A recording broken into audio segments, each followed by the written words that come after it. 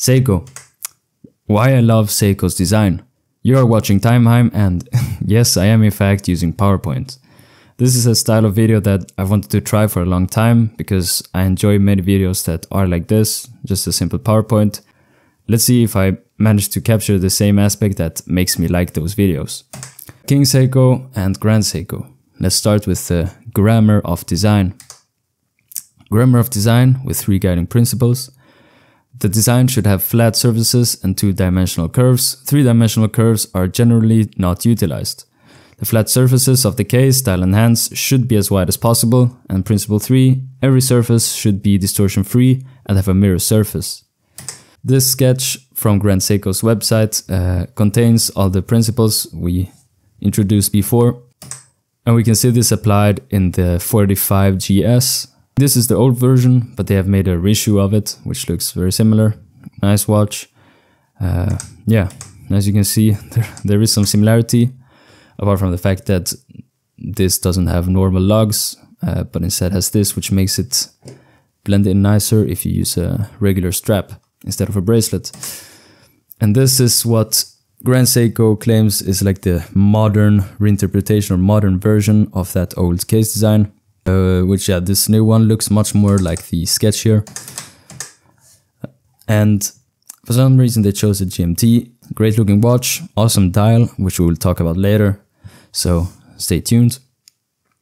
These pictures were from Grand Seiko's website. This is the side profile from that typical Grand Seiko watch. And what this reminds me of is traditional Japanese architecture. What we have here is we have a roof which goes in to then allow more space for the bottom roof. And I kind of see the same thing here. The bezel goes out, then goes in again to allow more room and a larger surface. Again, principle 2, I think, for the case itself. And this grammar of design is inspired by gemstones, like the art of gem cutting. And it reflects in the fact that we have these surfaces that are mirror polished, perfect, sharp edges that go around the whole case of the watch. One more thing is this here, you can see along the edge here. Something typical you see in a lot of Seiko watches, and here also Grand Seiko. That is because of the glass that is cut like this, and that reflects up the edge of the indices.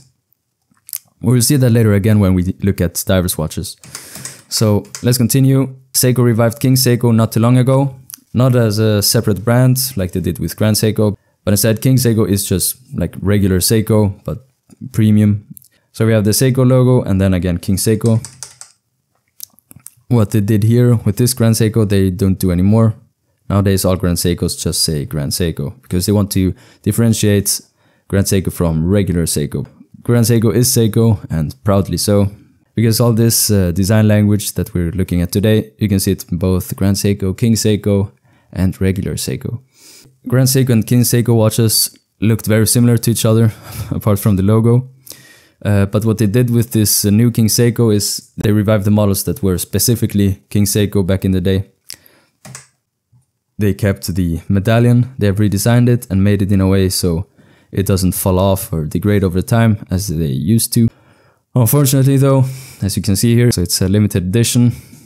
They do too many limited editions, which aren't really limited edition because I don't know how many people are interested in buying this watch, but probably more than 600, but not much more. So I don't know, maybe say 601, so then someone is left out. In many Seiko watches you can see this raised logo, which is applied, and like really thick and 3-dimensional indices with these geometric patterns, which really play with the light, as you can see here. This is my favorite King Seiko model right now. It kind of reminds me of the Seiko Turtle, which is a diver's watch, but this obviously isn't. I really love that cushion style case design. Again, awesome indices, really clean dial, nice bracelet. Yeah, pretty much a well-built Seiko. It also has a new movement from the 6L line, not 6R. completely new design. They kind of look like Miota movements. Not sure why. I hope they work well and that we will see them in slightly more affordable Seiko watches soon. Now, my favorite part, Seiko's divers watches, which is what got me into Seiko in the first place. Here we got 3 classics, but we will now talk about the Marinemaster, the newer one, because this watch shows everything that I love about modern Seiko divers. So this is it. Look at that crystal. It kind of looks like a big hole. That is because the crystal is domed. It also has that chamfered edge, like I showed before with Grand Seiko watches. On Seiko's divers watches it is more visible and more exaggerated, which I also love. I don't know, this like adds so much depth. It really is a thick watch already, and that there is a big gap between the bezel and the dial. But the way the glass is, it makes the distance look even larger. We'll see it later again with some other Seiko divers, but not as exaggerated and clear as with this one. That's why I'm bringing this example. Then we have the case, and for that, let's go to this one. Here again in the sketch we see what I showed before about the crystal, that it kind of distorts and changes how the dial actually looks. But then if we look at the case shape, I think you see something familiar. And that is again, not from the wrong side, but still, it looks similar to that Grand Seiko case design. But now instead we have a rotating bezel, which slopes out, so not exactly the same effect. But this does look similar, just a beefier version of it. So we have this flat, high polished surface that goes out. Here on this diver's watch we actually have like a vertical brushed part, which adds a bit more light play to it and makes it look a bit more like a tool watch, which it is. We also got brushing here on top. And then we have this bottom part that curves in, like here. Bam, bam. And I really think this helps with the comfort of the watch, because you can have a watch that is pretty wide up here and takes more space on your wrists, makes it more visible. You have these shiny surfaces, nice. But then it slopes in, which makes it a bit thinner on the part that touches your wrist, which also aids in like the mobility of the watch if you're like bending your wrist. Now to the 62 MAS, which was Seiko's first diver's watch, and it is like a iconic Seiko design. We have this modern reissue or like reinterpretation of it. The difference are now it's 200 meters water resistant. It has a lume pipier and the logo is not applied anymore. I think this is because of new ISO divers regulations. But even though this is like a classic Seiko design, it wasn't that unique back in the day. All these watches are like reinterpretations of older divers watches. So again, we have a reinterpretation of the 62 MAS. We have this Aquastar, this I-Rain, with this awesome crown system. Gimmicky, but I like it. And that's how it was back in the day. So if you're gonna reissue a watch like this, that is not that well known, might as well make it a bit different and make it stand out. These look very similar. I really like this one, maybe a bit because it does remind me of this Glashütte, which is kind of expensive. Wait, what time is it here? Okay, that's weird. What the fuck? I'll have to look into this. I don't know if this is a mistake. But yeah, let's continue. We have this modern reinterpretation of the 62 MAS. This is now the newer version. This is not the SPB 143, but instead the SPB 453. And what I love about this watch, and like many Seiko divers watches, but unfortunately not my Seiko SKX, is this here, which it isn't exactly like the Marinemaster we looked at before, but still it also has like a domed glass, I think a single dome, which also makes this effect when you look at it from an angle, which I really like. Makes it look a bit toyish, but yeah, maybe watches are just toys. This is the new Marinemaster, inspired a bit by the 62 MAS. I don't know, went really under the radar. I haven't seen many people talk about it, like on YouTube, of course, because I get my information from YouTube. The main point of criticism is that it's a marinemaster, but only has 200 meters of water resistance, which now is especially weird after they released this one, which is 300 meters water resistance. And I guess that has to do with the fact that this has a see-through case back, which again is also weird. If you should have it on one watch, then maybe on the other one, not on the marinemaster.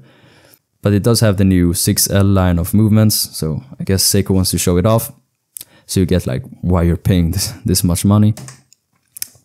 Now the SKX iconic watch. I own a Seiko SKX 009. I love it. Yeah, it is a bit overhyped.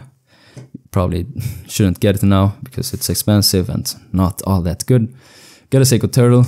I think we have one here. Yeah, get a Seiko Turtle. They're really affordable, especially if you buy one second hand. Like you can get one for like $150 or something. Yeah, if they fit you. They are slightly larger than the SKX, but not by much. Seiko Willard. This is again reinterpretation. I'm showing pictures of reinterpretations mostly, so I can use like the stock image from Seiko's website. This one happens to be from Chrono 24. I just covered up the logo with my finger. I'm stupid, yeah, but I really like this one here. It's called like the Seiko Slim Turtle, and it's a reinterpretation of the watch that came out before the Willard back in the day, because that one was slim. Then they released this one, and it became like really famous. I think it was really popular during the Vietnam War, and also was featured in a movie called Apocalypse Now. That is where the name Willard comes from. I haven't watched the movie, I don't care. Good to have a nickname at least, because here, I don't know, Slim Turtle. Seiko makes some awesome dials in some cases. So good that that's like good enough reason to buy the watch. Because if I'm honest with you, I think like this case here is a bit boring, but the dial just carries the whole watch and makes it a great purchase, I think. Because I have a friend that just bought this one, and it really does look awesome in person. This is from the Seiko Presage line. They're called Seiko Cocktail Time. Kind of inspired by the colors of different cocktails. This one, which has this really nice, like leafy, grassy texture to it. And then we have like the premium version of that, which is a King Seiko. We saw like this case shape before. Yeah, I think this is really like the perfect upgrade. Obviously a different style, but here you get the better movement, a really good bracelet, I believe. And I also think the dial looks even better. Maybe it's just a picture, but yeah, it probably should, at least the indices, but the texture probably too. And this one looks awesome too, with this triangle Zelda pattern. Unfortunately, of course, limited edition, because why not? Grand Seiko Snowflake. I think this watch really started the craze for Grand Seiko. It was hyped like crazy on YouTube and Reddit, internet in general. Because first of all, it is a spring drive watch, which is like a unique Grand Seiko technology. So that was a good reason to buy it. And then again, with this awesome dial, now we have two reasons to buy it. Again, maybe the dial is good reason alone. So yeah, now you have to buy this one. To be honest, it's not my favorite dial because we have stuff like this. I really love this like white birch type of dial. And this one. This is perfection. I don't think it can be better than this. Like this champagne collar on regular stainless steel with the golden Grand Seiko logo, blue hand. Now for the people that still are here, small surprise, maybe you didn't know of this. Seiko Vanac. It is a really bad image here because I cut it out from a dial image that I found on Google, and then I edited it to, I don't know, make it look even more horrible. These are the watches. Again, you can just see all these complex patterns, and these are actually watches from the, I think, 70s. To be honest, I don't know how they do this, or how they did this back then. Probably the same way, but the amount of detail here is actually crazy. To add on top of that, we also have crystals that kind of look like gemstones. So now we don't only have grammar of design on the case, but also on the crystal itself. Yeah, I think they went a bit crazy with it. These watches aren't all that popular, but if you like them, probably an awesome deal. Really nice movements. and the dial, of course. But these were some reasons why I love Seiko. I might redo this video later. One final reason that I will add, but that is also a topic for another video, is the whole modding community, because Seiko NH35, NH36, you can easily buy them, and there are so many like different cases and parts available. So you can either just have a Seiko and modify it, or you can just build one up from scratch, buying a case, bezel. That also has some problems with people like replicating other watches, like a Rolex Submariner using Seiko movement, which is fine, but those styles often have a Seiko logo, which is not original. And some people are actually misled and believe that those are original Seiko watches, which is why I've sometimes seen people like claim, oh, Seiko makes fake watches and they imitate this and that. No, those are just like people that have modded and built their own watch. Yeah, thank you for watching. I hope you actually enjoyed this video. We will see now in editing if it's enjoyable or not. If I posted it, I don't know, probably enjoyable enough, especially if you're still watching. Again, you're watching Timehime. You were watching Timehime.